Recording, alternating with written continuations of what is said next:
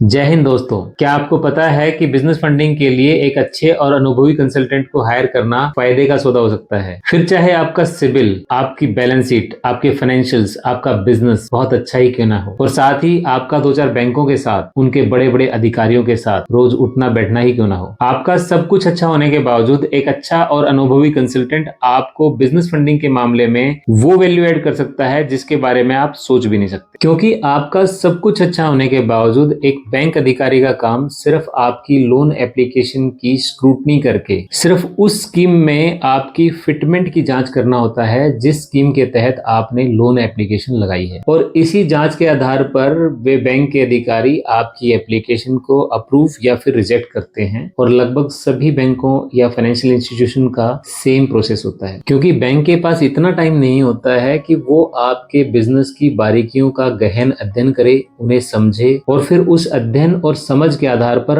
आपको किसी भी फंडिंग का सुझाव दे, और साथ ही उस बैंक के पास मौजूद फंडिंग स्कीम्स को इस तरीके से कस्टमाइज करके दे जिससे आपके बिजनेस को सही बूस्ट मिल सके। अच्छा, एक बात बताइए, आपको आपके बिजनेस के लिए कब, कहां, कितनी और किस तरह की फंडिंग की रिक्वायरमेंट है, ये आपको कैसे पता चलता है? मैं और मेरी टीम, जिसमें सभी एक्स बैंकर्स और मजे हुए फाइनेंशियल कंसल्टेंट्स हैं, हमारा 20, 22, 25 सालों का अनुभव यही कहता है कि हमारे एमएसएमईज, हमारे बिजनेसमैन, आमतौर पर लोन बेचने वाले बैंक के मैनेजर या फिर मार्केट में लोन एजेंट्स, जिन्हें हम डीएसए के नाम से जानते हैं, उनकी चिकनी चुपड़ी बातों में आकर लैब या फिर वो 3-4 साल के बिजनेस लोन ले लेते हैं जिनका बिजनेस से कोई वास्ता ही नहीं होता है। अब ये मान लेते हैं कि आप एक्सेप्शन हैं, फिर भी आपको कैसे पता चलेगा कि आपके बिजनेस में कितनी और किस तरह की फंडिंग की रिक्वायरमेंट है जो आपके बिजनेस को मस्ट रिक्वायर्ड बूस्ट दे सके? और फिर ये भी तो हो सकता है जिस बैंक के साथ आपके अच्छे संबंध हैं, उस बैंक के अलावा किसी दूसरे या तीसरे बैंक के पास आपके बिजनेस के लिए, आपके बिजनेस की कोर एक्टिविटीज के आधार पर कोई ऐसी स्कीम अवेलेबल हो जिस स्कीम के मिलने से आपका बिजनेस सुपर स्पीड से आगे बढ़े। अब एक बात बताइए, क्या आपको आपके बिजनेस में जो फंडिंग की रिक्वायरमेंट रहती है उसके लिए आपको आपका अकाउंटेंट सलाह देता है, या फिर आपका सीए,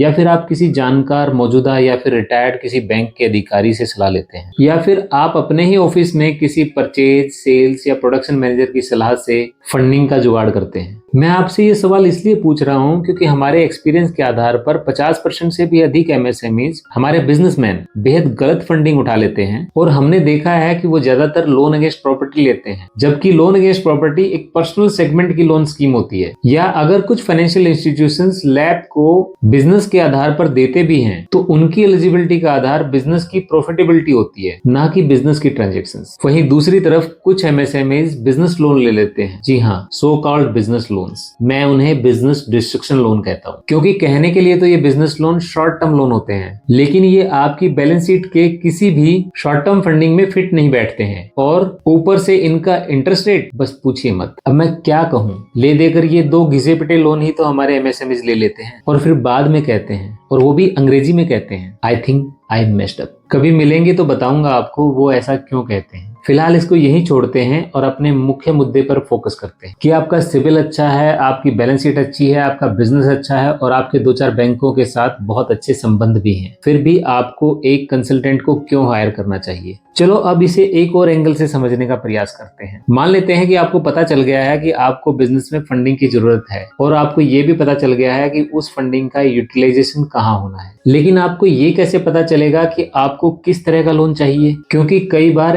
एक ही लोन की 4-5 स्कीम होती हैं, और उन 4-5 स्कीम को भी फर्दर आपके बिजनेस की कोर एक्टिविटीज के हिसाब से कस्टमाइज किया जा सकता है। क्योंकि आपके बिजनेस में लगने वाली कोई भी फंडिंग, अब वो फंडिंग आपने चाहे सेल्फ सोर्सिंग से लगाई हो या फिर आपने कहीं से लोन लिया हो, सभी तरह की फंडिंग की जरूरत आपके बिजनेस की लेन देन की प्रक्रिया अर्थात बिजनेस ट्रांजैक्शंस, लेन देन में लगने वाले समय अर्थात बिजनेस ऑपरेटिंग साइकिल, और अलग अलग सिचुएशंस के अलावा भी कई ऐसे फैक्टर्स पर निर्भर करती है जो कि लगातार ऊपर नीचे होते रहते हैं। अर्थात किसी भी बिजनेस की ट्रांजैक्शंस, उसका ऑपरेटिंग साइकिल और सिचुएशंस सब कुछ फ्लेक्सिबल होते हैं। बिजनेस में कोई भी सिचुएशन एक अपॉर्चुनिटी भी हो सकती है और बैड लक भी, और अगर आपको किसी भी सिचुएशन को अपॉर्चुनिटी में बदलना है तो फिर आपके पास फंडिंग हमेशा रेडी होनी चाहिए, और सिर्फ फंडिंग ही रेडी नहीं होनी चाहिए, बल्कि एक ऐसी स्कीम में फंडिंग रेडी होनी चाहिए जिसको फुल कस्टमाइजेशन के साथ इस्तेमाल किया जा सके। और अगर अब आपको लगता है कि थोड़ा टेक्निकल हो गया है तो इसको एक साधारण एग्जांपल के तौर पर समझने की कोशिश करते हैं। आपने वो पैर और जूते की कहावत तो सुनी होगी ना, जिसमें कहा जाता है कि एक जूता हर पैर में फिट नहीं हो सकता। मैं इसमें एक बात और जोड़ता हूँ जो आपको भली भांति पता है, वही कि लेफ्ट पैर का जूता राइट में और राइट पैर का जूता लेफ्ट में कभी भी फिट नहीं हो सकता। अब अगर आपके जूते किसी फेमस कंपनी के हैं, साइज भी आपके पैर के हिसाब से फिट है, लेकिन अगर आपने जल्दी जल्दी में लेफ्ट पैर का जूता राइट में और राइट का जूता लेफ्ट में पहन लिया तो क्या आप दौड़ पाएंगे? दौड़ तो छोड़िए, क्या आप ढंग से चल भी पाएंगे? चलिए इस बात को एक और तरीके से समझने का प्रयास करते हैं। अगर आप एक नया जूता खरीदना चाहते हैं, रुकिए, आपको लग रहा होगा कि क्या मैं कोई और एग्जाम्पल नहीं दे सकता, क्या जूता जूता पकड़ के बैठा हूं? भाई मेरा मानना है कि अगर आपको आपके पैर के साइज के हिसाब से कंफर्टेबल जूता मिल जाए तो आप चल तो सकते ही हैं, साथ ही जब आपका मन करे आप उसके साथ दौड़ भी सकते हैं। इसी तरह अगर आपके पास एक ऐसी बिजनेस फंडिंग अवेलेबल हो जो आपके बिजनेस के स्मूथ ऑपरेशन में सपोर्ट करे और साथ ही सिचुएशन के आधार पर जब भी आपको जरूरत हो आप दौड़ लगा लें, यानी कि उस फंडिंग का इस्तेमाल करके अपने कॉम्पिटिटर को चारों खाने चित कर सके। वैसे तो मैं अपने 23 वर्षों के अनुभव के आधार पर आपको सैकड़ों एग्जाम्पल के जरिए समझा सकता हूं,